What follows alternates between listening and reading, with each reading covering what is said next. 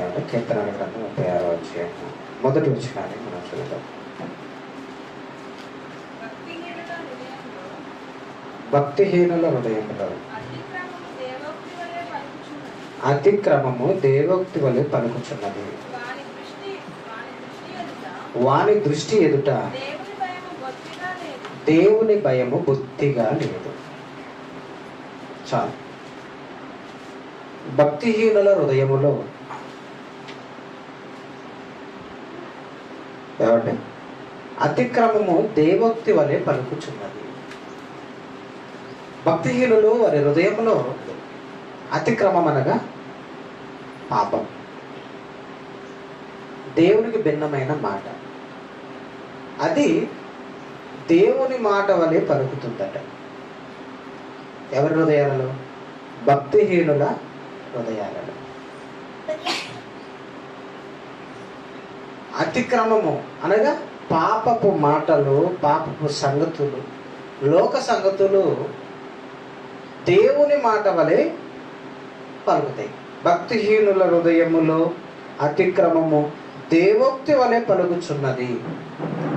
వాని హృదయము దేవుని వాని దృష్టికి దేవుని భయము బొత్తిగా లేదు. అంటే ఇక దేవుడు అంటే భయం ఉండదు, బొత్తిగా దేవుని భయము ఉండదు. ఎవరికి? భక్తిహీనుడికి. ప్రియమైన దేవుని పిల్లలారా, ఈరోజు మనిషి భయపడవలసింది దేవునికి. దేవుడు ఎంత భయంకరుడో మనకు అర్థం కాదు. కానీ చాలా జాగ్రత్తగా మనం మనసు పెట్టి ఆలోచిస్తే ఈరోజు మనం ఆలోచిస్తున్న పాఠం, మనిషి భయపడవలసింది మరణానిక దేవునిక? ఇది మన పాఠం. మనిషి భయపడవలసింది మరణానిక దేవునిక? ప్రియమైన దేవుని పిల్లలారా, మరణం అంటే మనందరికీ భయం. ఖచ్చితంగా మరణానికి భయపడని వాడు ఉండడు. ధైర్యంగా ఉండాలని ఎంత ప్రయత్నం చేసినా ఈ మరణం మనిషికి సంభవిస్తున్నప్పుడు ఖచ్చితంగా ప్రతి మనిషి, మానవ దేహంలో ఉన్న ప్రతి మనిషి మరణానికి భయపడతాడు. ఎలా భయపడతాడు, ఎప్పుడు భయపడతాడంటే ఆయా కాలాలను బట్టి, ఆయా సందర్భాలను బట్టి మనం భయపడతామండి. ప్రతి మనిషి భయపడతాడు. ఉదాహరణకి మనం బండి మీదో బైక్ మీదో అలా వెళ్తున్నాం, ఆటోలో వెళ్తున్నాం. ఒక ఆటోకి ఎంతండి స్పీడ్, ఎంత ఉంటుంది స్పీడు? ఎక్కువ హెవీ స్పీడ్ అంటే 60-70 స్పీడ్ వెళ్తున్నాం. అలా మెయిన్ రోడ్డు మీద వెళ్తున్నప్పుడు సడన్గా ఒక గేదె సడన్గా ఊరికి వచ్చింది. అప్పుడు ఆటోలో ఉన్న డ్రైవర్తో సహా ఆటోలో ఉన్న వాళ్ళందరూ, ఆ గేదె తరగలేదు, అక్కడికి వచ్చి రిటర్న్ పరిగెత్తింది. కానీ ఆటోలో ఉన్న వాళ్ళందరూ ఏమైపోతారు? ఒక్కసారిగా అరిచేస్తారు, అయిపోయిందిరా బాబోయ్. దేవుడు భయము, దేవుడు గుర్తొచ్చినాడు, దేవా అంటాడు, తల్లి అమ్మ అంటారు, లేదా నాన్న అంటారు, అయ్యో అంటారు. ఏమొచ్చింది చెప్పండి? అక్కడ తగలే గేదె, అక్కడికి వచ్చి రివర్స్ అయింది. ఆ స్పీడ్లో మనం వెళ్ళిపోయినాం. ఎలా ఉంటుంది? భయం వచ్చేస్తుంది మనిషికి. ఏ భయం అది తెలుసా? మరణ భయం. ఇంకో ఎగ్జాంపుల్ చెప్పమంటారా? భయం లేదు, భయపడన అనేవారు ఇక్కడ మన అశ్వాపురంలో మారుమూల ప్రాంతమైన గూడెం ప్రాంతం ఉంది, మనం వెళ్ళాం కదా. ఆ ఊరికి వెళ్ళినాక మిమ్మల్ని త్రాచు పాము కరిచింది. ఏ పాము? కింగ్ కోబ్రా అంటారు కదా ఇంగ్లీష్, కరిచింది. ఇప్పుడు అక్కడ నుండి నీకు తీసుకురావాలి ఎక్కడికి? హాస్పిటల్కి. అప్పుడు ఎలా ఉంటుంది? ఆనందంగా పాట పాడుకుని వస్తాను. అప్పుడు పాట పాడతాను, ఎంత ఆనందంగా, ప్రభువా నీ దగ్గరికి వచ్చే ఆసన్నం అయిపోయింది, ప్రభువా నీ దగ్గరికి నేను వస్తాను, ఆనందంగా పాట పాడతాను. అసలు మామూలు కాదు. కారు నడిపి ఒకవేళ అక్కడ నుండి ఆటో వస్తుంటే ఆటో డ్రైవర్ని పోనీ ఏడకి? హాస్పిటల్కి. ఎందుకంటే అక్కడ మందు ఉండదు. మరణ భయం ప్రతి మనిషిని మరణం ఏం చేస్తుంది తెలుసా? భయపెడుతుంది. ప్రతి మనిషిని. ఎందుకంటే మరణం అందరికీ సంభవిస్తుంది. ఏమండి 48వ అధ్యాయం 89వ అధ్యాయం కీర్తన గ్రంథం ఒకసారి చూడండి. ఒకసారి మరణము చూడక బ్రతుకు నరుడెవరు. ఏమంటే 89వ అధ్యాయం 48వ వచనం. 89వ అధ్యాయం 48వ వచనం. మరణమును చూడక బ్రతుకు నరుడెవరు. పాతాళము యొక్క వశము కాకుండా తన్ను తాను తప్పించుకొనగలవాడు ఎవడు. ఏమండి మరణము చూడక బ్రతుకు నరుడెవరు. అందరికీ మరణం వస్తుంది అని తెలిసినా మరణం మనకి సంభవిస్తున్నప్పుడు మనలో భయం, భీతి ఖచ్చితంగా మనల్ని కబలిస్తుంది. మంచిదే, మరణ భయం అనేది ప్రతి మనిషిని కబలిస్తుంది. మరణ భయం అనేది ప్రతి వ్యక్తికి ఉంటుంది.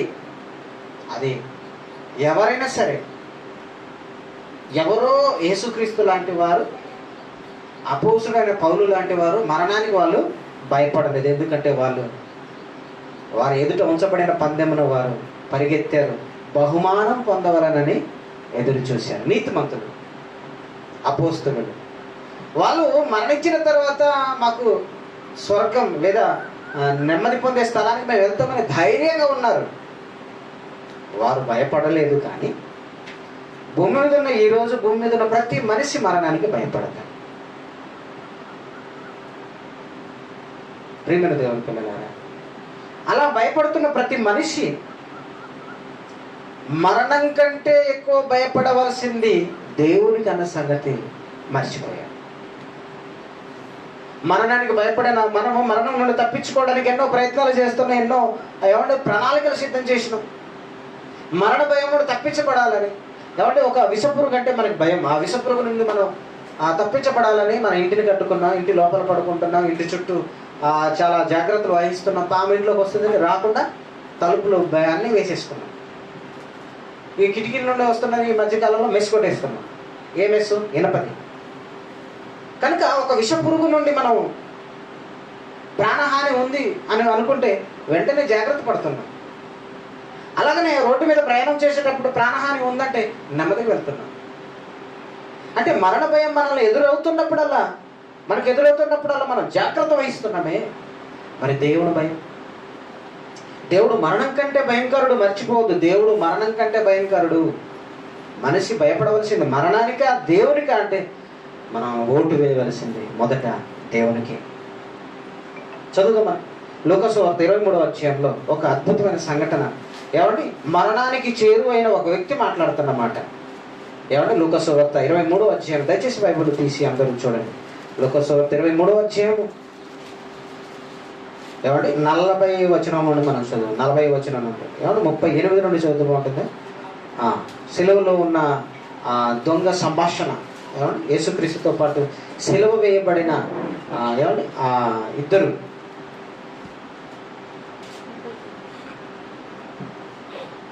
39 నుండి చూడండి. వేలాడబడిన ఆ నేరస్తులలో ఒకడు ఆయనను దూషించుచు, నీవు క్రీస్తువు కదా, నిన్ను నీవు రక్షించుకోమని మమ్మును కూడా రక్షింపమని చెప్పాను. ఇక్కడ మనం ఆలోచిద్దాం. ఇది సహాయం అడుగుతున్నట్టు లేదు, అవమానపరుస్తున్న మాట యేసుక్రీస్తుని. నువ్వు క్రీస్తువు కదా, నువ్వు దేవుని కుమారుడు కదా, నువ్వు ఇశ్రాయేలును రక్షించడానికి వచ్చిన రాజువు కదా, నిన్ను నీవు రక్షించుకొని మమ్మల్ని కూడా రక్షించు. ఏమన్నా రక్షించే భవిష్యత్తులో ఉన్న యేసుక్రీస్తు అలా రక్షించేవాడైతే సిలువకి ఎక్కుతాడు. అంటే ఈ మాట ఆయనను అవమానిస్తున్నాడు. నిన్ను నువ్వు రక్షించుకో ముందు, తర్వాత మమ్మల్ని కూడా రక్షించమంటున్నాడు. నెక్స్ట్ 40 వచనం. అయితే రెండవ వాడు అంటే అలా అవమానిస్తున్న సిలువలో ఉన్న ఒక దొంగ. ఎందుకంటే ఇదంతా వాళ్ళు సిలువ మీద వేలాడుతున్నప్పుడు, అందుకే వాళ్ళు వేలాడుతున్న నేరస్తులలో ఒకడు అని మాట్లాడాడు. అంటే సిలువలో ఆకాశానికి భూమికి మధ్య వేలాడుతున్న ఈ సందర్భంలో మాట్లాడుతున్న సందర్భం. అయితే చదవండి 40 వచనం. అయితే రెండవ వాడు వానిని గద్దించి, నీవు అదే శిక్షలో ఉన్నావు కదా, దేవునికి భయపడవా? ఏమంటే ఇక్కడ మనం ఆలోచిద్దాం. సిలువలో వేలాడుతూ మరణానికి చివరి అంచున ఉన్నారు, వీళ్ళకి మరణిస్తారు. మరణం అంటే భయపడవలసిన వీరు, మరణం అంటే భయం పొందుతున్న వీరు, భయం కలిగిన వీరు ఇక మాకు మరణం కన్ఫామ్ డిసైడ్ అయిపోయారు. ఎందుకంటే రోమా గవర్నమెంట్ విధించిన శిక్షది. సిలువలో వారిని నేరస్తులుగా చంపాలి. అంటే సిలువ మీద మరణించిన తర్వాతే వాళ్ళని సిలువ నుండి దించాలి. మరణించకుండా దించరు. మరణించలేదని అనుకోండి, వేలాడుతున్న వారిని సాయంత్రానికల్లా వాళ్ళని కొట్టి చంపుతారు. నెక్స్ట్ జరిగేది అది. ఇప్పుడు ఆ సందర్భంలో వాళ్ళు చావబోతున్నారు. ఎందుకంటే వాళ్ళు బందిపోటు దొంగలు, రోమా గవర్నమెంట్కు వ్యతిరేకంగా నేర చరిత్ర కలిగిన వారు. కానీ యేసుక్రీస్తు ఏ నేరం చేయని వాడిగా వాళ్ళ మధ్యన శిలువ శిక్షలో ఉన్నాడు. కనుక నిన్ను నువ్వు రక్షించుకొని మమ్మల్ని రక్షించమని ఒకడు అడిగితే, యేసును అవమానిస్తుంటే, రెండో వాడు ఇది మనకి సరైనదే, మనకి న్యాయమే, కానీ ఆయన మనకైతే 41 వచ్చిన మనకైతే ఇది న్యాయమే, మనము చేసిన వాటికి తగిన ఫలము పొందుచున్నాము, కానీ ఈయన ఏ తప్పిదమును చేయలేదని చెప్పి.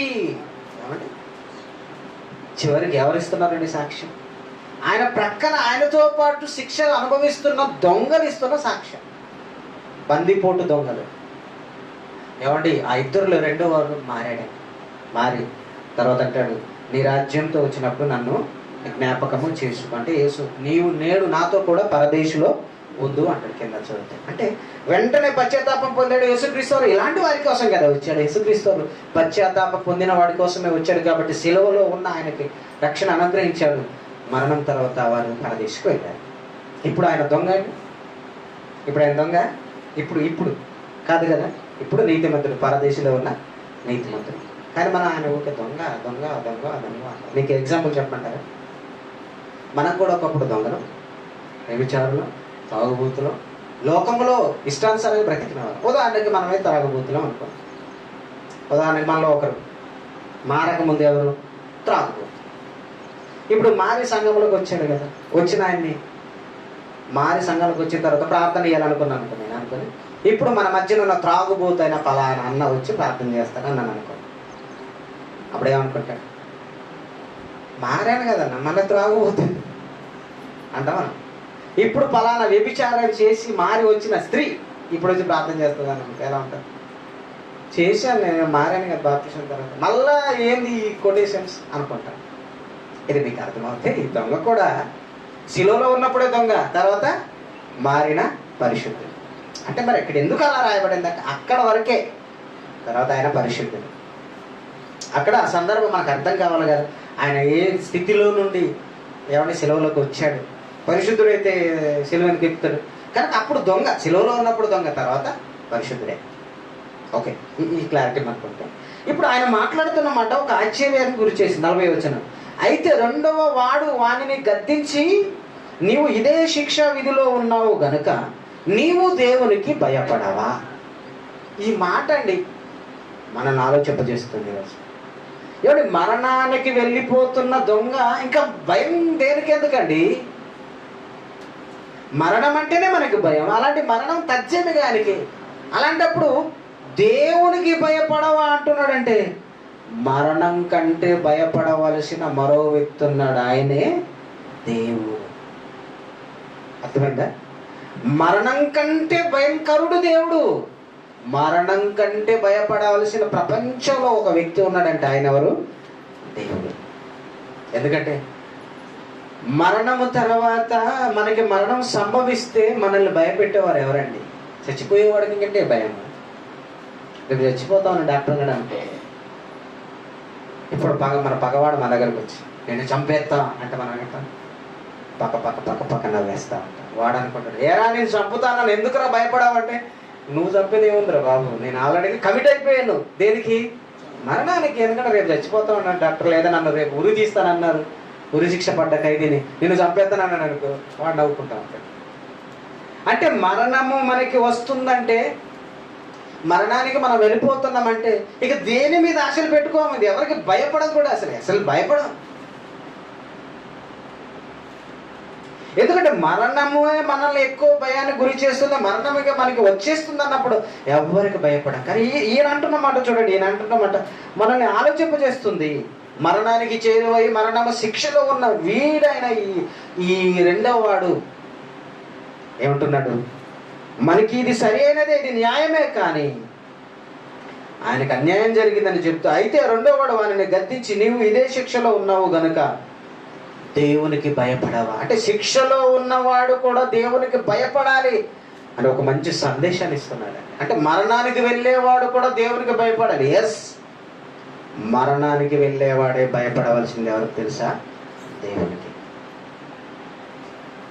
మరణము తర్వాత కూడా నీకు భయపడవలసిన ఒక ఆయన ఉన్నాడు, ఆయనే దేవుడు అండి.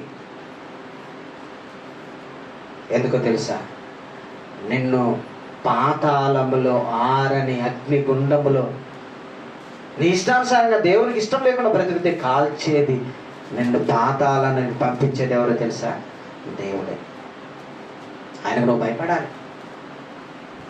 మరణానికి మనం భయపడాలి. మరణం కంటే భయంకరుడు దేవుడు అన్న సంగతి మనము మర్చిపోదు. అందుకనే ఎవడి ఎబ్రీ పత్రికలు ఉంటాడు, దేవుని చేతులు పడుట బహు భయంకరం. భయంకరుడు అని టైటిల్ పెడితే ఎవరు పెట్టాలి తెలుసా? దేవుడిగా పెట్టాలి. మనకేంటి, దేవుడు అనగానే ప్రేమామయుడే గుర్తొస్తాడు, రావాలి. కానీ నువ్వు భూమి మీద ఇచ్చిన జీవితకాలం అంతా నీ కోసం బ్రతికి చచ్చిపోయినా నీకు ప్రేమ చూపిస్తారని బైబిల్ ఎక్కడుంది? ప్రేమామయుడు ఎప్పుడు తెలుసా? నువ్వు ఆయన తెలుసుకోకుండా లోకంలో పాపం చేస్తూ బ్రతికినప్పుడు నీకు వాక్యాన్ని అందించి నిన్ను పవిత్రులుగా మార్చి బాప్తిసం ఇచ్చి సంఘంలో చేర్చాడు చూడు, అది దేవుని ప్రేమ. ఇలా చేర్చిన తర్వాత కూడా నువ్వు ఆయన చెబుతున్న ఈ జీవితకాలంలో మార్పు లేకపోతే ఆయన భయంకరుడు. మరణం తర్వాత ఇప్పుడు ఏమన్నాడు? ఇప్పుడు ఎవరిని దేవుడు ఏమన్నాడు? ఇచ్చిన ఆయుష్కాలం వరకు నీకు 60 ఇచ్చాడా, 70 ఇచ్చాడా? నువ్వు ఎన్ని కుప్పు గంతలు వేస్తావు వేయి. మాకు లాంటి బోధకులతో చెప్పిస్తూనే ఉంటాడు, మారు మారు మారు అని. మనం వినం. ఒకరోజు వస్తుంది, నీ చేతి నీ గుండెకాయ ఆగిపోయే ఒక రోజు వస్తుంది. ఆ రోజు నువ్వు ఏమనుకున్నా, నీవు దేవుని ఎన్ని అడిగినప్పుడు ఆయన ఒప్పుకోడు. ఎందుకంటే ఆయన మాట అంటే మాట. ఆరని అగ్నిని తయారు చేశాడు ఆయన. ఏమండి? మార్కు సువార్త మనకు తెలుసు కదా, మార్కు సువార్త 8:49 వచ్చిన చూద్దాం. ఆరని అగ్ని ఆరదు, పురుగు చావదంటాడు. ఏమంటే ఆ మాటను మనం చూస్తే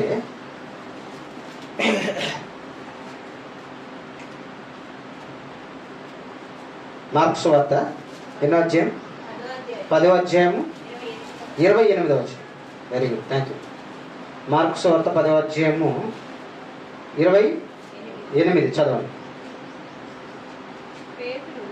అది కాదు, అగ్ని ఆరదు 9:48. ఓకే, అక్కడే నెక్స్ట్. నరకమున వారి పురుగు చావదు, అగ్ని ఆరదు.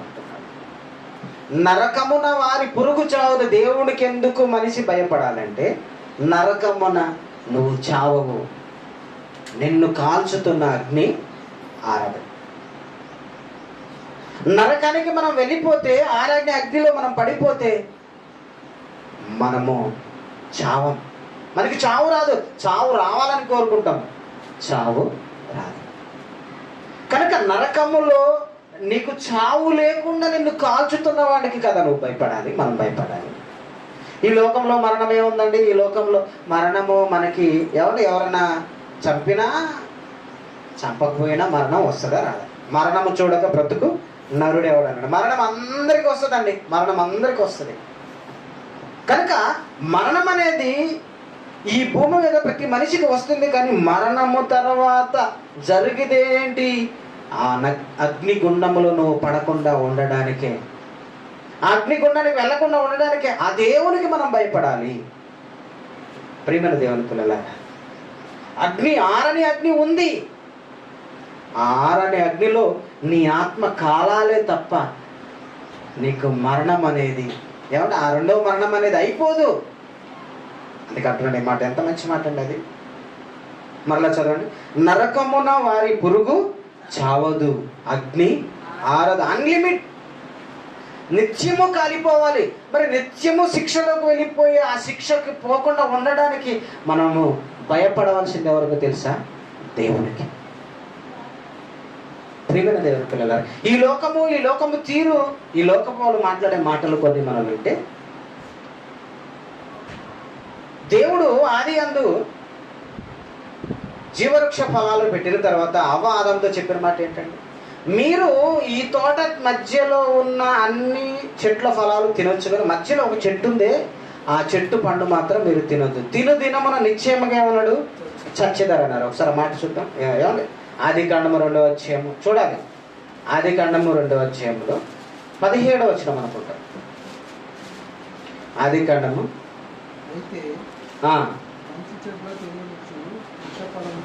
అయితే మంచి చెడ్డలు తెలుగునిచ్చు వృక్ష ఫలము తినకూడదు, నీవు వాటిని తిను దినమున నిశ్చయముగా చచ్చెదవని నరునికి ఆజ్ఞాపించెను. ఏం చెప్పాడు? నీవు వాటిని తిను దినమున నిశ్చయముగా చచ్చెదవు. ఈ వాక్యం మనల్ని చదివించి, ఒక అన్యజనుడు చదివించి, బైబిల్ విరోధి చదివించి నిశ్చయముగా చచ్చెదవు అన్నాడు కదా.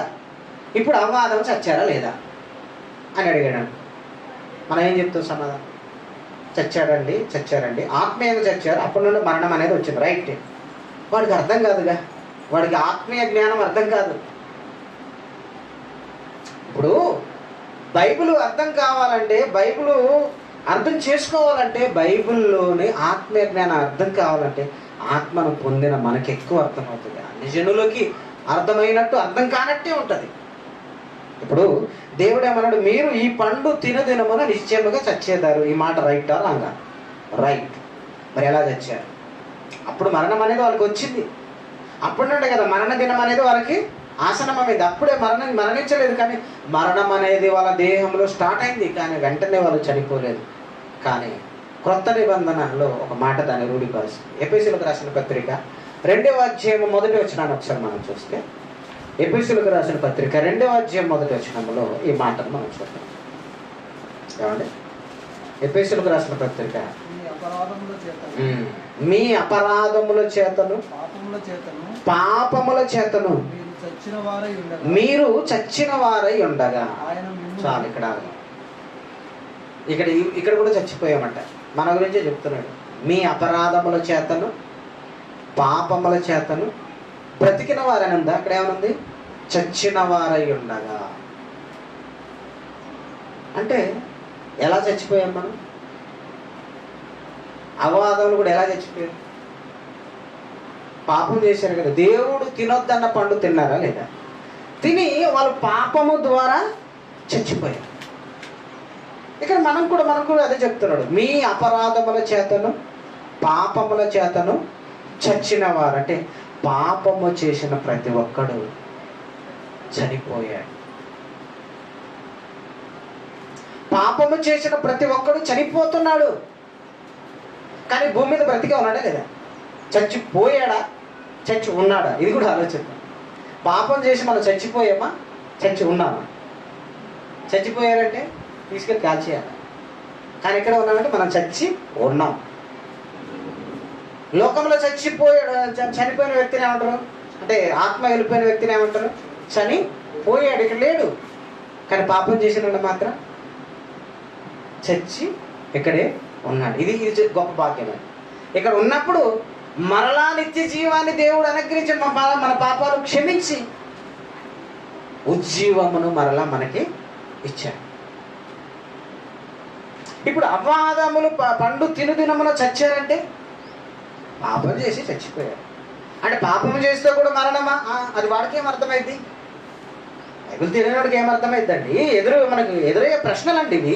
వాడికి ఏం అర్థమైంది? చచ్చారు అంటున్నారు కదా, వాళ్ళు చావలేదు కదా, అది ఏదైనా తోటలో మళ్ళీ తిరుగుతూనే ఉన్నారు కదా, బయటికి వెళ్ళారు, వ్యవసాయం పండించుకున్నారు, ఏమండి పంట పండించుకున్నారు, చక్కగా బ్రతికారు, పిల్లలకి అన్నాడు కదా అంటారు. ప్రశ్నలు వస్తాయి. కానీ చచ్చారు నిజమే. దేవుడు అన్నాడంటే ఖచ్చితంగా చచ్చారు. ఎలా చచ్చారు? పాపము చేసి చచ్చిపోయారు. ఆజ్ఞ అతిక్రమమే పాపము. ఆజ్ఞను అతిక్రమించే వాళ్ళు చచ్చిపోయారు. ఇదొక మరణం.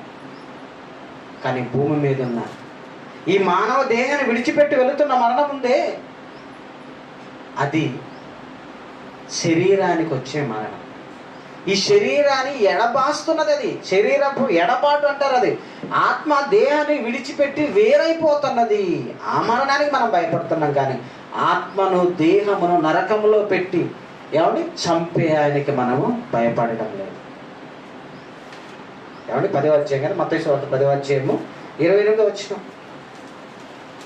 మత్తయి సువార్త ఏమండి ఎవరికి భయపడాలి మనం?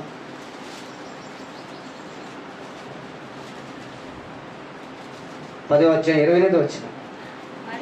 మరియు ఆత్మను చంపనేరక దేహమును చంపు వారికి భయపడకుడి, కానీ ఆత్మను దేహమును కూడా నరకములో నశింపజేయగలవానికి మిక్కిలి భయపడుడి.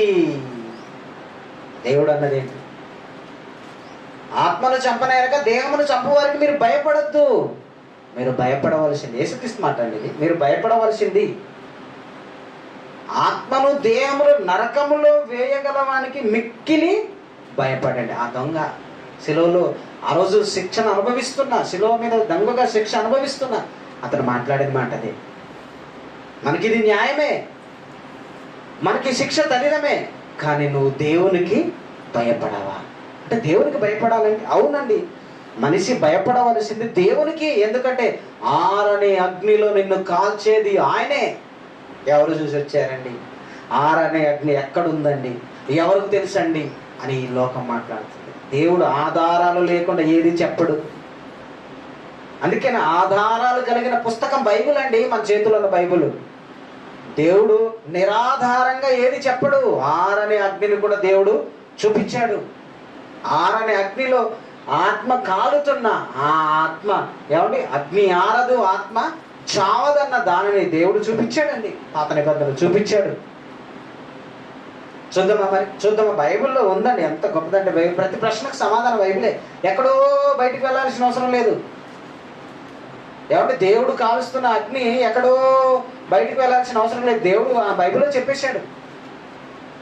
మనం పెట్టిన అగ్ని ఉందండి, మనం పెట్టే అగ్ని ఒక కట్టెలు ఉన్నంతసేపు అగ్ని ఏం చేస్తుంది? మండుతుంది. కట్టెలు ఉన్నంతసేపు మండుతుంది, కట్టెలు అయిపోతే ఆగిపోతుంది. సూర్యుడు కూడా కొంతకాలానికి ఆరిపోతాడట. అవును, ఆరిపోతాడు. దేవుడు చెప్పాడు బైబిల్లో. ఈ ప్రపంచంలో ఏదైనా ఏదో ఒక రోజు ఆగిపోతుంది, కానీ దేవుడు పెట్టిన అగ్ని మాత్రం ఆగదు. చూద్దాం బైబిల్లో చూద్దాం. మన చేతిలో ఉన్న బైబిల్ ఎంత గొప్పదో. ఈ మాట చూసినప్పుడు అమ్మో, ఈ మాట ఎందుకు కూడా రాయబడింది అనిపిస్తుంది. నిర్గమకాండము 3వ అధ్యాయము ఏమంటే పొద సంఘటన ఏమంటే నిర్గమకాండం 3వ అధ్యాయంలో ఏమంటే 3వ వచనాన్ని మనం చదువుదాం. నిర్గమకాండం 3వ అధ్యాయము 2వ వచనం నుండి చదువుదాం. ఏమంటే నిర్గమకాండం 3వ అధ్యాయం 2వ వచనం నుండి ఒక పొద నడిమిని అగ్ని జ్వాలలలో యెహోవా దూత మోషే గారికి ప్రత్యక్షమైన సంఘటన. ఒక పొద నడిమిన ఒక పొద ఉంది.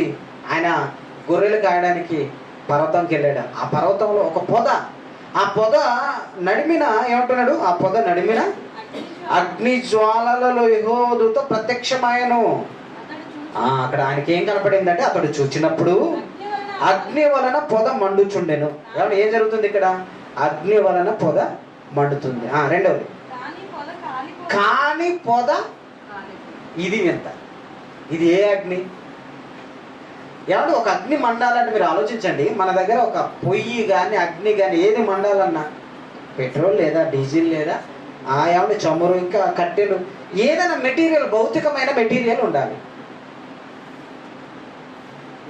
ఏ మెటీరియల్ లేకుండా పొద నడిమిన అగ్ని మండుచుందట, కానీ పొద కాలిపోలేదు. దీనిని ఏమంటారంటే ఆరని అగ్ని. మన దగ్గర ఉన్న అగ్ని ఏంటంటే ఆరిపోయే అగ్ని. ఎందుకంటే దీనికి కట్టెపుల్లలు కావాలి, పెట్రోల్ కావాలి, పొయ్యి కావాలి, ఏదో ఒకటి ఉంటే మండే అగ్నిది. కానీ ఏమీ లేకుండా మండుతున్న అగ్నిది పొద నడిమిన. ఏమంటే అగ్ని మండుచుండెను. చదవండి. పొద కాలిపోలేదు. ఏమంటే అగ్ని మండాలంటే మండే ఒక పదార్థం ఉండాలి. అది ఏదైనా పదార్థం లేదట. సో పొద అంటేనే ఎలా ఉంటుందండి? ఒక పొద ఎలా ఉంటుంది? పచ్చగా ఉంటుంది. పొదకు మంట పెడితే మండుద్దండి. పొద మండాలంటే ఎండాలి, అంతేనా? ఎండింది వెంటనే మండుతుంది. ఇక్కడ పొద పచ్చని పొదలు అగ్ని మండుతుందట, కానీ పొద కాలిపోలేదు. ఏం అగ్ని ఇదే? మంట పెడితే మండే అగ్ని కాదు ఇది. ఆరనే అగ్నిని దేవుడు షాంపిల్గా చూపించాడు. ఈ అగ్నికి ఏదో కింద పొయ్యి కట్టెలు కావాలి, అగ్నిగుండం ఎవడు చూసి వచ్చాడండి? దేవుడు అట అగ్నిగుండం చేశాడట, అందులో మనల్ని పడేస్తాడట. అసలు ఆరనే అగ్ని ఉంటుందండి? ఏ అగ్ని మండాలన్నా దానికి పదార్థం భౌతికమైనది ఉండాలి కదండి. ఈ ప్రకృతిలో ఏ అగ్ని మండాలన్నా పదార్థం భౌతికమైనది ఉండాలి కదండి అని మాట్లాడితే ఆరనే అగ్ని లేదు అని ఈ సమాజం భావిస్తుంది. కానీ దేవుడు ఒక మనిషికి దేవుడు చూపించాడు. ఆయనే మహానాయకుడైన మోషే. ఆయనకి ఎందుకు చూపించాడు తెలుసా? ఆయన గొప్ప నాయకుడు అండి. ఇంకోటి ఏంటంటే ఆయన అయితేనే ఈ ఖండాలు రాశాడు కదా, ఆది 5 కాండాలు. ఆయన అయితేనే బైబిల్లో లెక్కిస్తాడు. అలా లెక్కించిన ధర్మశాస్త్రము మన చేతికి వస్తుంది. ఈ ప్రపంచ మనుషులందరూ దీన్ని చదువుతారు. ఆరనే అగ్నిని గూర్చిన విషయం ప్రతి మనిషికి తెలియాలని దేవుడు రాయించాడు. అందుకనే పచ్చని పొదలో మధ్యలో అగ్ని మండుతుందట, కానీ ఆ పొద కాలిపోలేదు. దీనినే శాంపిల్ ఆఫ్ ఆరని అగ్ని. పొదకి మండడానికి కింద పదార్థము మెటీరియల్ ఏమీ లేకపోయినా ఆ పొద మండిందాన్ని దేవుడు ఒక శాంపిల్గా చూపించాడు. ఇక రెండోది మనం ఆలోచిస్తే, మరి కట్టెలేంటి? కట్టెలు మండాలి కానీ కట్టె బూడిదైపోకూడదు. ఇప్పుడు ఆరని అగ్ని గురించి మనం ఆలోచించాం. మార్కు సువార్త మనం చదివినాం కదా, 9వ అధ్యాయము 48వ వచనం ఏం చదివి, నరకమున వారి పురుగు చావదు, అగ్ని ఆరదు. ఇప్పుడు పురుగు చావదు దాని గురించి, అగ్ని ఆరని అగ్ని గురించి ఆలోచించాము. ఇప్పుడు పురుగు గురించి ఆలోచిద్దాం. పురుగు అంటే ఎవడు? ఆత్మలమైన మనం.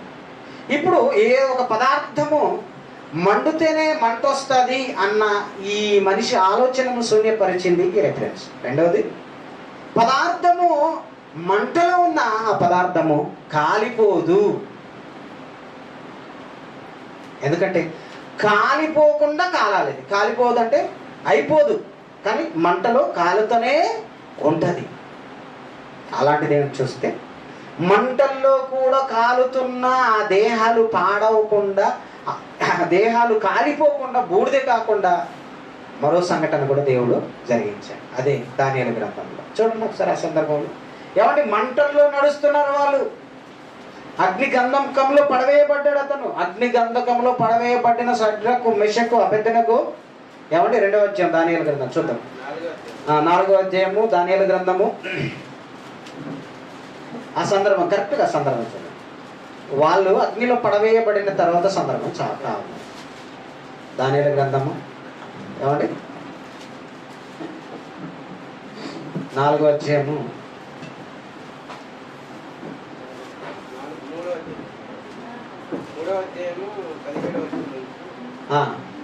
చదవండి. దానియేలు గ్రంథము 3వ అధ్యాయము 17వ వచనం. అగ్ని గుండంలో పడ్డ తర్వాత సందర్భం కాదు. వాళ్ళు పడవేశారండి. పడవేసిన తర్వాత ఏం జరిగింది? 22. రాజాజ్ఞ తీవ్రమైనందున గుండము మిక్కిలి వేడిమి గలదైనందున షడ్రకు, మెషకు, అబెద్నెగోలను విసిరివేసిన ఆ మనుషులు అగ్ని జ్వాలల చేత కాల్చబడి చనిపోయేది. ఏమంటే ఈ సందర్భంలో ఒకవేళ అది ఫేక్ అగ్ని అని అనుకుందాం. ఫేక్ అగ్ని అంటే మరి విసిరివేసిన వాళ్ళే ఆ అగ్ని జ్వాలలకి కాల్చబడ్డారు, చచ్చిపోయారు. ఎవరు? షడ్రకు, మెషకు, అబెద్నెగో ఈ ముగ్గురుని తీసుకెళ్ళి ఆ గుండంలో పడవేసిన వాళ్ళే. పడిపోయిన వాళ్ళు కాదు. పడిపోయింది ఎవరు? షడ్రకు, మెషకు, అబెద్నెగో. వీళ్ళు అగ్నిగుండంలో పడ్డారు.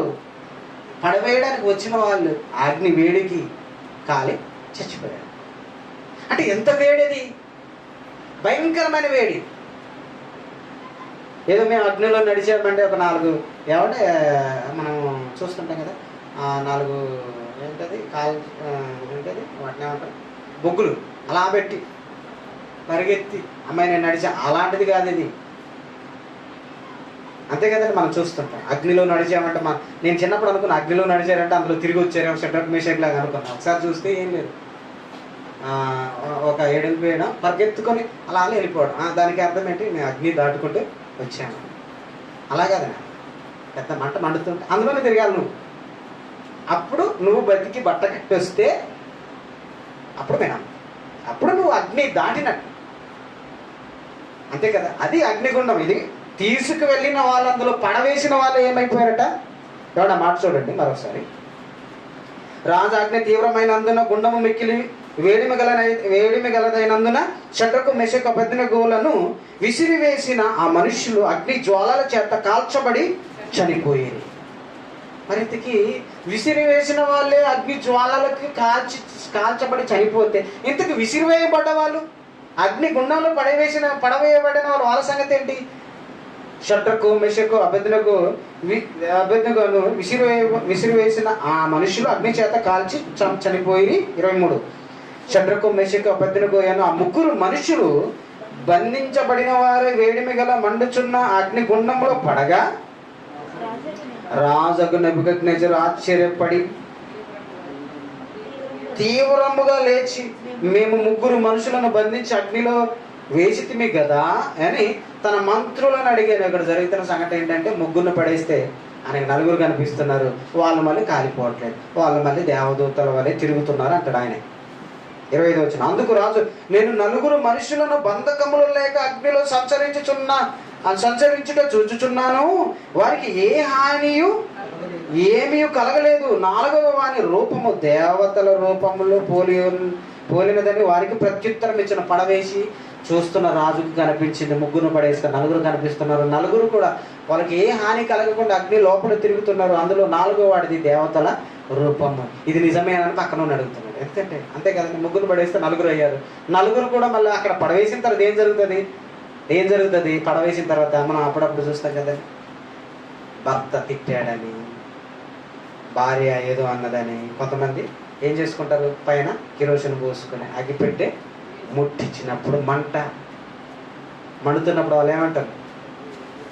చక్క డ్యాన్స్ చేస్తారా, హాయిగా భలే ఉందని ఏడుపుడు పెడబొబ్బులు అరుస్తూ ఉంటారు. అది ఎక్స్పెక్ట్ చేశారు ఎవరు?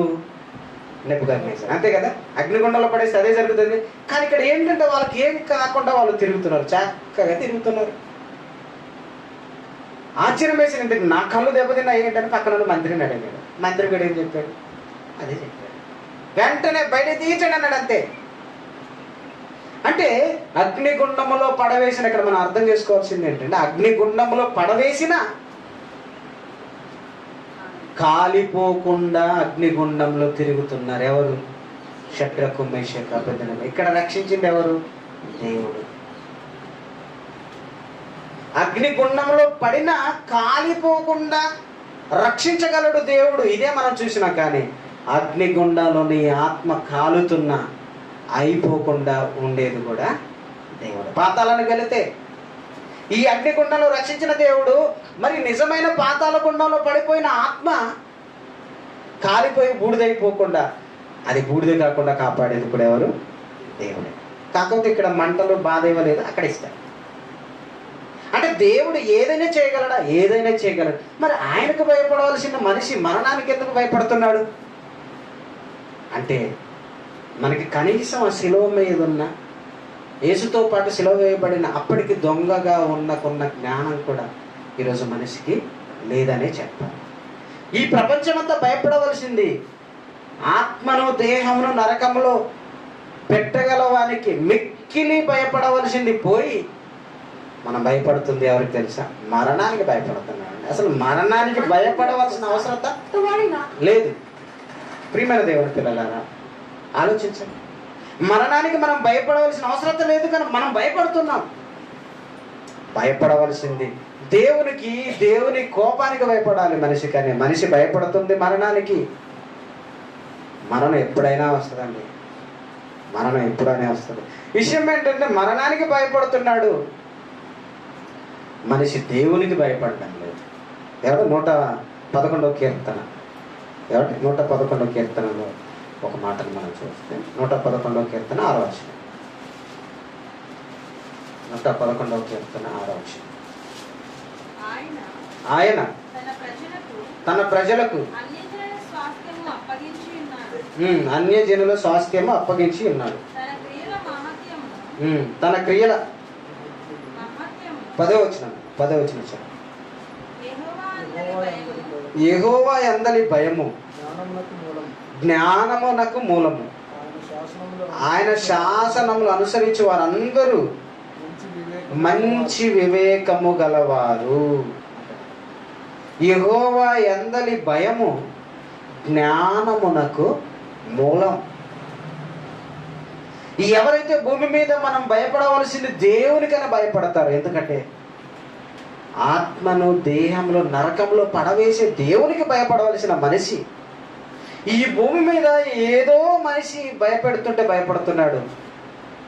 ఈ భూమి మీద బ్రతుకు పోరాటం కోసం భయపడ అన్నిటికీ భయమే కదండి. మనం రేపేం కావాలి దానికి భయమే, ఏం కట్టుకోవాలి అది రేపు ఏం జరుగుతుందో దానికి భయమే. ఇప్పుడు ఎండాకాల సెలవులు వచ్చినాయి కదండి, ఇవి తల్లిదండ్రులకు ఉంటాయి కదండి. పిల్లలకి మరి జూన్కి ఏ స్కూల్లో జాయిన్ చేయాలి, ఫీజు ఎంత కట్టాలి, భయ ఏమి భయాలండి. ఇక్కడ ఫీజు కట్టకపోతే పిల్లలు చదవరే, ఫీజు లేకపోతే పిల్లలు చదవరే ఏమండి. ఆ మాత్రం దాన్ని కూడా భయపడాలండి. అప్పుడప్పుడు చాలామంది అంటూ ఉంటారు, రేపు పెళ్ళి అయితే ఎట్ట బతుకుతారా అంటే ఇప్పుడు నుండి వాడికి ఏం నేర్పుతున్నారు, భయం. అంటే పెళ్ళి అయితే ఎలా బ్రతుకు, ఏందండి భయం? అసలు భయపడవలసింది దేనికి? పెళ్ళి అయితే ఎవరైనా బ్రతుకుతూనే ఉన్నారు, బ్రతకట్లేదండి. గంతకు దగ్గ బొంత అంటారు పెద్దలు. అంటే అది స్థాయి తగినట్టు ఎవరైనా బ్రతుకుతాడు. ఎవడు భూమి మీద బ్రతకకుండా ఎవడు చనిపోతున్న వారు ఉన్నారంటే వాళ్ళ పనిని వాళ్ళు చేసుకుని బ్రతుకుతారు.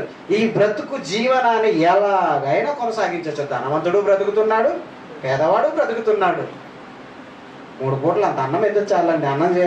పని చేసినోడికి ఆకలి ఉండదండి. పని చేసేవాడు ఆకలితో మాడిపోడు. ఎవడు ఆకలితో మాడిపోతాడంటే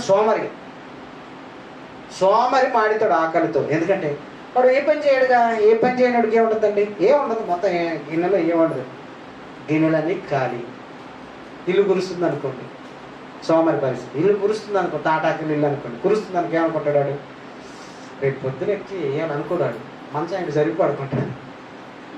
ఈ పూటకు నాకు హ్యాపీగా పడుకున్నాను. ఇక్కడ ఇద్దరు ముఖ్యం, ఇల్లు కురుస్తున్నా ఏమంటే ఇల్లు బాగలేకపోయినా కనీసం ఒళ్ళొచ్చి పని చేయరు కొంతమంది. ఇది పురుషులు. స్త్రీలు ఇల్లు ఎట్లున్నా వీళ్ళకి మంచం ఉంటే చాలు, పడుకునే చేతులు సెల్ ఫోన్ ఉంటే చాలు, ఇల్లు శుభ్రం ఉండదు. ఏమండి మళ్ళీ ఇల్లు ఎవరు? స్త్రీలు. ఇల్లు శుభ్రాలు ఉండవు. వంగబడి పని చేస్తేనండి శరీరము రోగాల బారిన పడదు. చేయమ్మా, మనం ఎందుకు చేస్తాం? చేస్తే చిన్నతనం అయిపోతుంది. ఎవరు చెప్పాడండి? అసలు ఈ దేహానికి పని చేయమని దేవుడే ఇచ్చాడు. ఆదాములకు ఏ పనిని ఇచ్చాడు దేవుడు? మీరు చెమచొచ్చి కష్టపడి పంట పండించుకోవాలంటే దేవుడు కోపం కాదండి. ఈ దేహము 4 కాలాలు ఆరోగ్యంగా ఉండాలంటే ఈ దేహాన్ని ఏం చేయాలా? పని చేయించాలా. మనం ఏంటంటే కంప్యూటర్ దగ్గర ఉద్యోగం అంటే సూపర్ అనుకుంటాం. కంప్యూటర్ దగ్గర ఉద్యోగం ఉన్నవాడికి రోగాలన్నీ వాడికే ఉంటాయి. ఇంత ఏంటి? ఈ లోక సుఖాల కోసమే మనిషి ఆలోచిస్తున్నాడు. ఈ లోకంలో ఎలా బ్రతకాలని భయపడుతున్నాడు తప్ప ఎవడండి దేవుడికి భయపడేవాడు?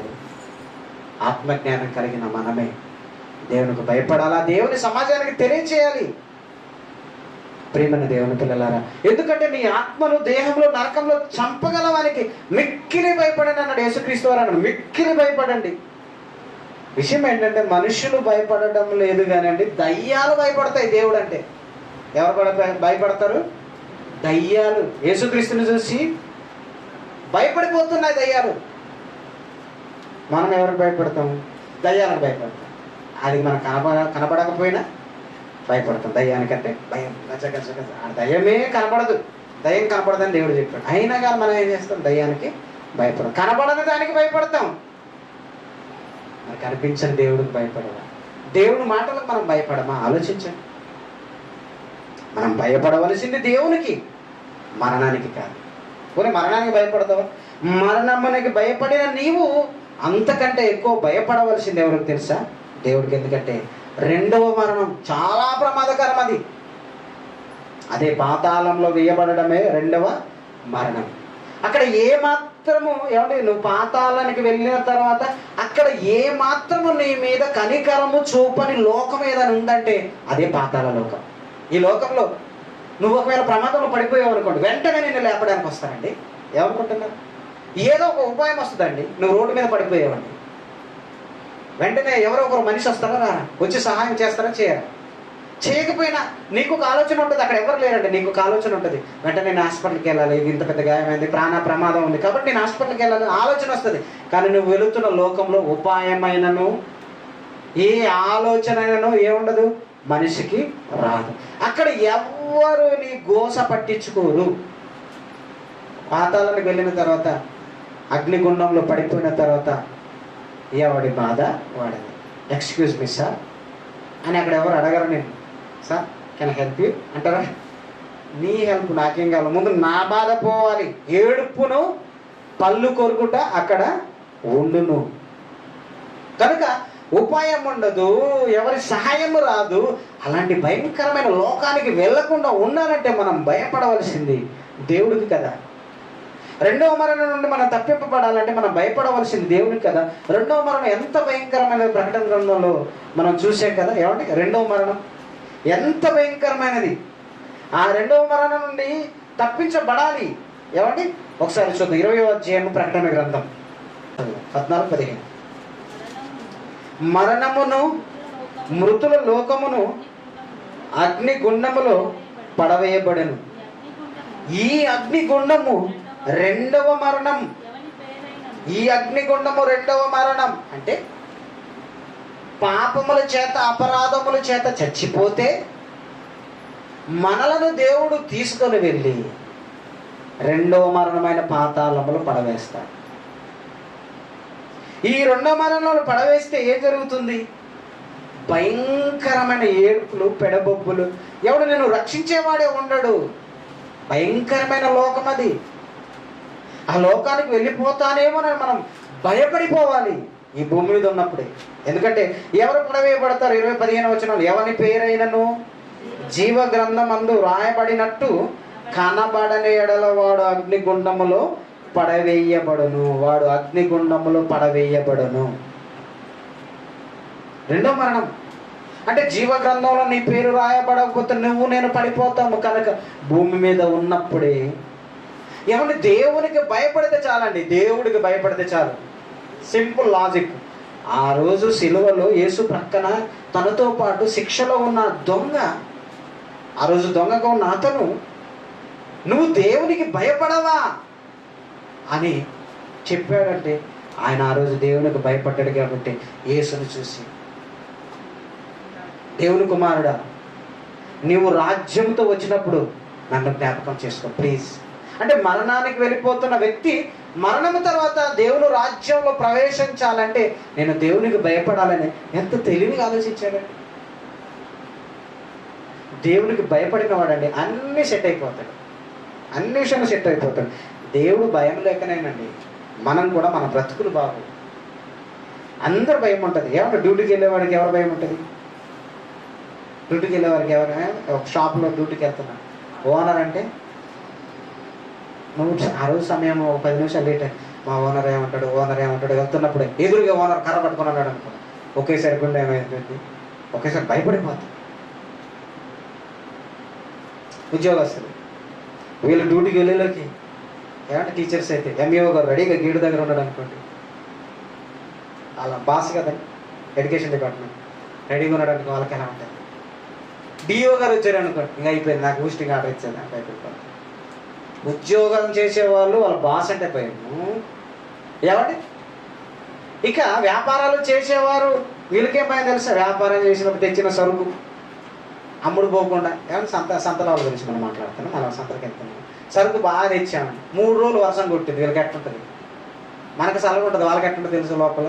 అయ్యో బాబు సరుకు ఎప్పుడు అమ్మేది?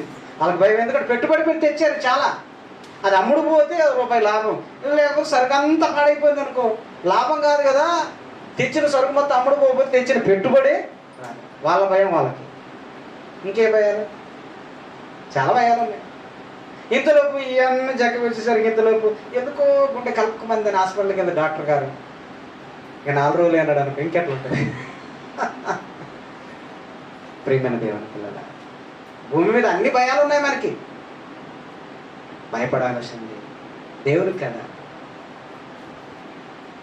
దేవుని ప్రోగ్రాంకు నేను వెళ్ళలేకపోయాను అని భయపడుతూ, జ్వరం వచ్చిందని నేను ఎప్పుడైనా ఎవరైనా ఫోన్ చేస్తారే అనుకుంటాను. అసలు ఎంత ధైర్యం అంటే, ఉన్న జ్వరం కూడా పోయిద్ది, ఎందుకు దేవుని ప్రోగ్రాం రానండి. ఏమంటే మనం భయపడవలసింది దేవునికి. ఇక్కడ మన ప్రేమతో మనం చెప్తున్నాం, భయపడవలసింది దేవుని వాక్యాన్ని మనం వినడానికి వచ్చిన మనం దేవుని వాక్యాన్ని. మరి ఇక్కడ కూడా అంటే కొంతమంది కొంచెం చూస్తుంటే వచ్చిన వాళ్ళు ఒక గంట వాక్యం వినడానికి ఫోన్ స్విచ్ ఆఫ్ చేయాలండి, అది ఆన్లో ఉంటుంది. మళ్ళీ ఫోన్ హలో అనుకుంటూ పోతారు. వీళ్ళు ఎవరంటే దేవుడు అంటే భయపడని వారు. నిజమే, వచ్చిన దేవుడు మాట్లాడినాను కదా. మరి దేవునికి భయపడితే వచ్చిన వచ్చే ఫోన్ పీకనొక్క రాదు, నొక్కరు. ఎంత బాధ అండి ఇవి. మనకి వినడానికి మనకి నవ్వులాటగా ఉన్న బాధ, దేవుడికి బాధది. నాకు లాంటి వారికి బాధ వేస్తే వాక్యం చెప్తున్నప్పుడు ఇక్కడండి ఒక ఆయన వేసి హలో అనుకుంటే వెళ్ళాడు అనుకోండి, మీరు వాళ్ళని చూస్తారు, నేను చూస్తాను, మాకు బాధగా ఉంటుంది. ఏంటారు వాక్యం చెప్తుంటే కనీసం రెస్పెక్ట్ లేదండి. మేము బాధపడతాం అంటే దేవుడు బాధపడతాడు. ఎందుకంటే చెప్తున్న దేవుడు వాక్యం కదా. ఇప్పుడు మీరే సీరియస్గా మీ ఇంట్లో ఫంక్షన్ ఏదో చేస్తున్నారు, పెళ్లి చేస్తున్నారు, ఆడపిల్లకి పెళ్లి చేస్తారు, చేసే సమయానికి ఆడ కూతురికి పెళ్లి చేస్తున్నారు, తాళి కట్టే సమయానికి మధ్యలో ఎడవలేసి ఆపండి అనడానుకో ఎట్లా ఉంటుంది? ఆడపిల్ల తల్లిదండ్రుల గుండెలు ఎట్లుంటాయి? అమ్మ బాబు ఈడెవరు బాబు ఇప్పుడు లేచాడు, ఏం చెప్తున్నారు బాబు, ముందు ఏం చెప్పాను నేను ఇప్పుడు చెప్పాను కానీ ఆపండి అనడానుకో ఎలా ఉంటుంది? అసలే ఎవడరా బాబు ముహూర్తం దాటిపోతుంది లేదా సమయం అయిపోతుంది అంటే ఆపండి అన్నావు, నేను చెబితే మీరు తట్టుకోలేరు కానీ నేను చెప్పను అన్నాడు అనుకో. పెళ్లి కొడుకు కూడా తాళి కట్టాడు, ఆయన ఏమంటాడంటే అదేదో నువ్వు చెప్పినాకనే నేను తాళి కడతాను. అప్పుడు తల్లిదండ్రులకు ఉండేది, అమ్మ నాన్నలకు ఉండే ఇవేంటంటే ఏమైందండి ఏదని చెప్పాడు అనుకోండి, ఇది కాకపోతే ఇంకా పెళ్లి చేస్తారో చేయరు. ఒకవేళ అలానే ఆగిపోయింది అనుకో, ఆయనకు పెళ్లి కాకుండా ఉంటారండి. ఏంటంటే మనం పెట్టిన పెట్టుబడి భోజనాలన్నీ ఉండేం కదండి, ఈ అప్పంతా మన మీద పడుతుందని మన భయం. అన్నిటికీ భయపడండి, కానీ భయపడవలసింది ఎవరో తెలుసా? కానీ పెళ్లి రోజు మాత్రం వాక్యం ఇచ్చి బ్రదర్ టైం లేదు, పెళ్లి వాక్యం 10 నిమిషాలు చెప్తే చేయండి. నన్ను ఒక ఆయన పిలిచాడండి, 10 నిమిషాలు చెప్పాడు. నువ్వు చెప్పుకోరా అది, నేను అన్నానండి ఇంకే నాకు అరగంట కూడా చెప్పదు, నువ్వే చెప్పు, నన్ను ఎందుకు పిలవాలన్నాను. సర్లే ఇక చెప్పండి మీ ఇష్టం అన్నాడు. గంట చెప్పాను. ఎందుకంటే దేవుడు కదా బాధపడుతున్నది, నిన్ను దీవించాల్సింది దేవుడు కదా. రండి రండి రండి పెళ్లి కుమార్తెను తీసుకురండి, భార్య భర్తలకు వాక్యం చెప్పాలంటే తీసుకురారు. అప్పుడు మాత్రం పెళ్లి నడక అంటారు కదండి, తాబేలు నడక, అది చిన్నగా తీసుకొస్తారు. వచ్చిన తర్వాత మాత్రం అయ్యగారు టైం. అప్పుడు దేవుడు మన టయాన్ని చూస్తున్నాడు అంటే వీడికి ఎందుకు ఎంత ఆయుష్కాలం ఇవ్వాలి అని చూస్తున్నాడు. ఆ పెళ్లి పీటల మీద పెళ్లి కొడుకు పెళ్లి కూతురు చచ్చిపోవాలండి. అలాంటి వాళ్ళకి చచ్చిపోవాలి. నా కూతురైనా నా కొడుకైనా అలా దేవునికి భయపడని వారండి వీరందరూ. అలా చచ్చిపోతే అప్పుడు తెలుస్తుందండి దేవుని భయం. మనం అనుకుంటున్నాం, ఈజీగా అనుకుంటున్నాం మనం బ్రతికించగలిగింది దేవుడే, మనల్ని చంపగలిగేది కూడా దేవుడే. ఈ మధ్యకాలం బాగా చచ్చిపోతున్నారు పెళ్లి కూతుర్లు. పెళ్ళి అయిపోయిన తర్వాత ఇంట్లో ఉండొచ్చు కదండి, డీజే అనగానే వీళ్ళు కూడా వచ్చి డ్యాన్స్ చెప్తున్నారు, మధ్యలో చచ్చిపోతారు. పెళ్లి కొడుకు చచ్చిపోతున్నాడు, పెళ్లి కుమార్తె చచ్చిపోతున్నాడు. దేవుని భయం ఒత్తిడి అనేది సమాజం మంచిది కాదు. కనుక నీతిమంతులు దేవుడు అంటే భయపడతారు, నీతిమంతులు దేవుడు అంటే భయముతో వణికిపోతారు. ఎందుకంటే దేవుని చేతిలో పడుట బహు భయంకరం. కనుక చిన్న చిన్న విషయాల్లో కూడా దేవుడికి మనం భయపడట్లేదంటే మనం దేవుని అశ్రద్ధ చేస్తున్నాం. చూస్తాడు దేవుడు, చూసి దేవుడు మీ ఆయుష్య కాలం వచ్చిందంటే అవకాశం కూడా ఇవ్వడు దేవుడు. చుట్టూ ముట్టాడంటే ఇక అవకాశం కూడా ఇవ్వడు దేవుడు. అందుకే బైబిల్ ఒక సందర్భం రాయించాడు కదా, సింహం అట అడవిలోకి వెళ్తే సింహం ఎదురు వచ్చిందట. ఇంకేముంది చచ్చిపోయామనుకున్నాం, తప్పించుకొని బయటకు పరిగెత్తుకొని వచ్చేటట్టు సింహం బారి నుండి ఎదురు ఏముందట, ఎలుగుబంటి. ఎలా ఉంటుందండి? ఎదిను అంటాను నాకు అంటాడు. ఎందుకంటే సింహాన్ని తప్పించుకోవడమే బాకీ, ఎదురు ఎలుగుబంటి వచ్చిందనుక నాకు ఓపికలేదు, తినేసి. అయినా ఈడు మహాసూర్యుడు, ఎందుకంటే బతకాలి అంతమంది అదే బతకాలి, ఏం చేయాలి, బ్రతకాలి దేవుని పని చేయడం బ్రతకాలనుకోడు వీడు, బ్రతకాలి దేనికి తిని తాను. ఎలుగుబంటిని కూడా తప్పించుకున్నాడట. అమ్మాయి అని ఇంటికి వచ్చినాడు ఏం చేస్తాడు, గోడ మీద చేసి ఇలా నిలబడేదేమో. అక్కడేం కలిసింది? పాము కలిసింది. ఈయన హాస్పిటల్ తీసుకెళ్ళేప్పుడు చచ్చిపోతాను. ఎందుకంటే పరిగెత్తినోడికి ఎట్లా ఉంటుంది తెలుసుగా చెప్పాను. పరిగెత్తినోడు రక్తం ఎంత స్పీడులో ప్రవహిస్తుంటో తెలుసా? ఒకసారి మీరు పరిగెత్తండి. 72 కాదు, మీ గుండె 110 దాకా కొట్టుకుంటుంది. ఎందుకంటే పరిగెత్తే కనుక. ఆ సమయంలో పాము కలిసింది అనుకోండి, రక్తంలో విషం పరిగెత్తుతూ ఉంటుంది. అది కూడా తలకెక్కి హాస్పిటల్కి వెళ్ళి చచ్చి డాక్టర్ గారు జస్ట్ ఒక 5 నిమిషాలు ముందు వచ్చుంటే బ్రతికిచ్చారు. సారీ మేమేం చేయలేము. విషయం ఏంటంటే ఈయనకి స్పాట్ వేసింది ఎవరు తెలుసా? దేవుడు. దేవుడు స్పాట్ వేస్తే అలానే ఉంటుంది. లేదు నేను అంబులెన్స్ ఎక్కించుకొని తీసుకెళ్ళిపోతాను అనడానికి అట్నుండి వచ్చి ఇంకోటి గుద్దేసింది అంబులెన్స్. ఇంకేం చేస్తాం మరి? ఇప్పుడు చివరి క్షణాల్లో అంబులెన్స్ దొరికిందండి. వాడు 130 స్పీడ్తో తోలుతున్నాడు అనుకున్నాను. అటు నుంచి పెద్ద లారీ వచ్చి అంబులెన్స్ గుద్దేసింది. ఇంకేం చేస్తాను? అప్పుడు పేషెంట్ అనుకుంటాడు ఇంకా చాలా చచ్చిపోతాను అనుకుంటాడు. చావు నీ దగ్గరకు వచ్చినప్పుడు అలానే ఉంటుంది. ఇంతలో మాకు ఫోన్ వస్తుంది, పరిస్థితి బాగాలేదు, ప్రార్థన. మేము ప్రభువా కాపాడు ప్రభు. లేదు ప్రభు, అయిపోయింది. మేము ప్రార్థన చేసేవాళ్ళమే. దేవుడి ప్లాన్ ఆయన అమలు చేసుకుంటాం. కనుక దేవునికి భయపడదాం ప్లీజ్. దేవునికి భయపడదాం. ఆ దేవుని భయము మనకుంటే పాతాళం నుండి తప్పించబడతాం. అది ఈ భూమి మీద మనిషికి భయపడకపోయినా దేవునికి భయపడితే పాతాళం నుండి మనం తప్పించబడతాం. మాటలు మీ వినికిడిలో నెరవేరాలని కోరుకుంటూ ప్రార్థన చేసుకుంటాం. ప్రేమ కలిగి